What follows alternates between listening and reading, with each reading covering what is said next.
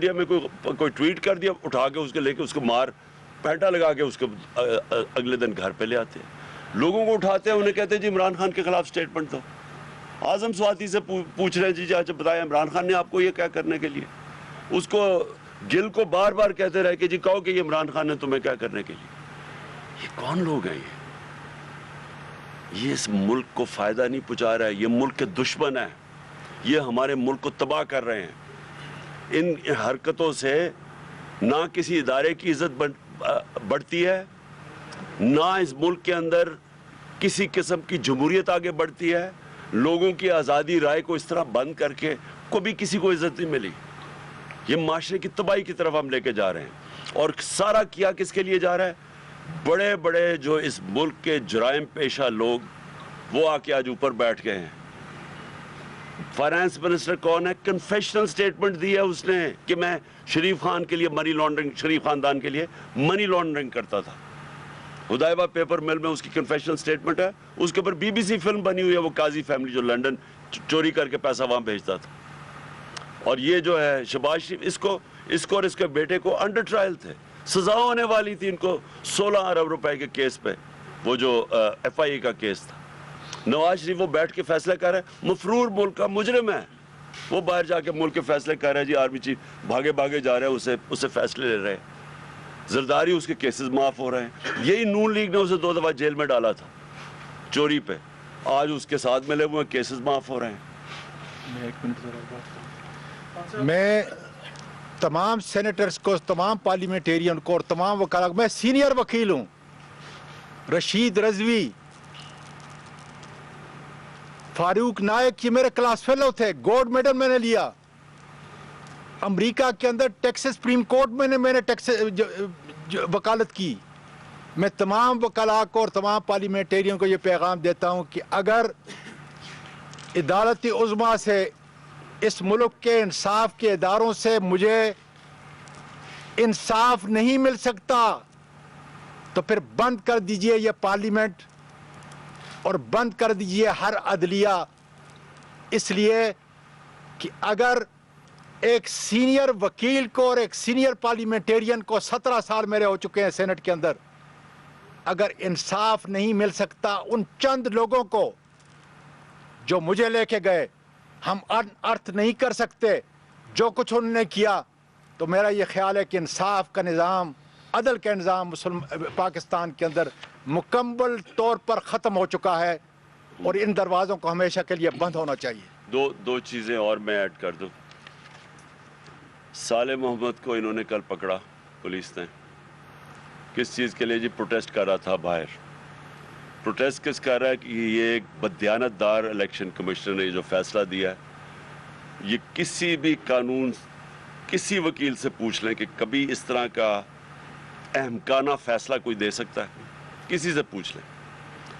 और उसके प्रोटेस्ट कर रहा है और उसके ऊपर ये साले मोहम्मद की तस्वीर है, इसके गले में उन्होंने इस्लामाबाद पुलिस ने वो डाला हुआ है जिस तरह के ये कोई मुल्क का बड़ा मुजरिम है। ये MNA है जिससे इन्होंने ये भी तस्वीर खिंचाई है। और मैं दूसरी चीज़ कहना चाहता हूँ कि मुझे अपनी टीम को ख़ास तौर पे आज मुबारक देना कि FATF में पाकिस्तान को जो ग्रे लिस्ट में डलवाया था इन्होंने, नून लीग ने, उसमें से मेरी टीम, जिसमें हमाद उसके कैप्टन थे, हमाद अज़हर, और सारे इदारों ने मिल के टीम वर्क करके बड़ी मेहनत से, और ये बड़ी पाकिस्तान के लिए खुशाइन चीज़ है कि आज हम FATF से निकल गए।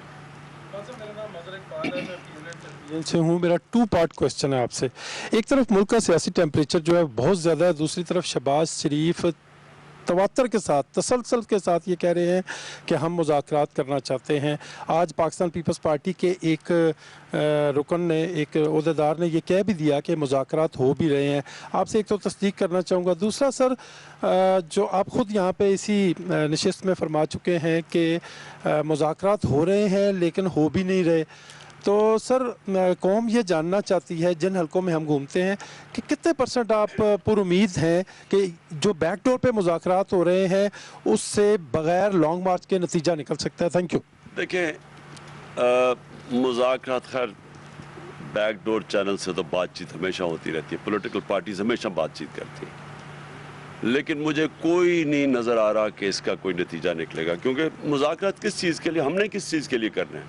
हम इलेक्शन चाहते हैं, इलेक्शन चाहते हैं मुल्क के लिए। इलेक्शन चाहते हैं कि ये चोर जो अपने सारे बार बार केसेस ख़त्म करते जा रहे हैं, 1100 अरब रुपए के मुल्क में डाका जो मारा वो केसेस सारे निकाल रहे हैं, मुल्क नीचे जा रहा है। तो हम इलेक्शन चाहते हैं। आज आप देख लें बरतानिया में, मैं सिर्फ आपको मिसाल दे रहा हूँ, बरतानिया के अंदर वो उनकी प्राइम मिनिस्टर ने रिज़ाइन कर दिया। कंजर्वेटिव पार्टी की मेजॉरिटी है, वो कुछ साजिश के तहत नहीं आए, वो एक पूरे इलेक्शन प्रोसेस से आए हुए हैं, भारी अक्सरियत है उनकी। ऑपोजिशन कह रही है इलेक्शन करवाओ, हालांकि सिर्फ उनकी अंदर पार्टी की एक प्राइम मिनिस्टर ने रिज़ाइन किया तो दूसरी इलेक्ट हो सकता है। यहाँ साजिश के तहत आए, 25-25 करोड़ रुपया वहाँ सिंध हाउस के अंदर पैसा चला, जिन्होंने लोटे बनाए। इलेक्शन कमीशन को कोई फिक्र नहीं थी तब कि इतना बड़ी करप्शन चल रही है, आप लोगों के ज़मीर खरीद रहे हैं।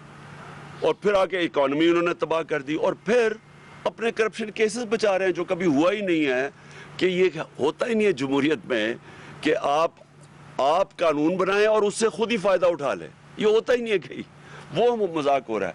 हम इसलिए कह रहे हैं इलेक्शन करवाओ क्योंकि एक ही रास्ता है इस वक्त, जब पाकिस्तान तेज़ी से दलदल में नीचे जा रहा है, एक ही तरीका है उसमें से निकालने का।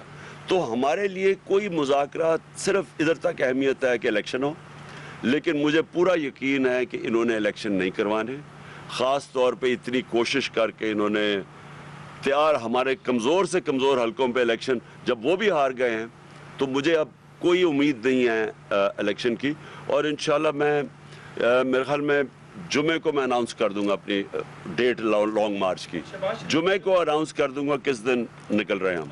शहबाज शरीफ ने सर जो कहा कि हम इमरान खान साहब के साथ मुज़ाकरात करना चाहते हैं। शहबाज शरीफ की उसका वो तो कहते हैं डिक्की में बंद करके वो जाके उसको आर्मी हाउस लेके जाया करते थे। एजाजुल हक का अभी स्टेटमेंट आई है कि डिक्की में छुप के ये इसको लेके जाते थे। इससे मैं क्या बात करूंगा जी।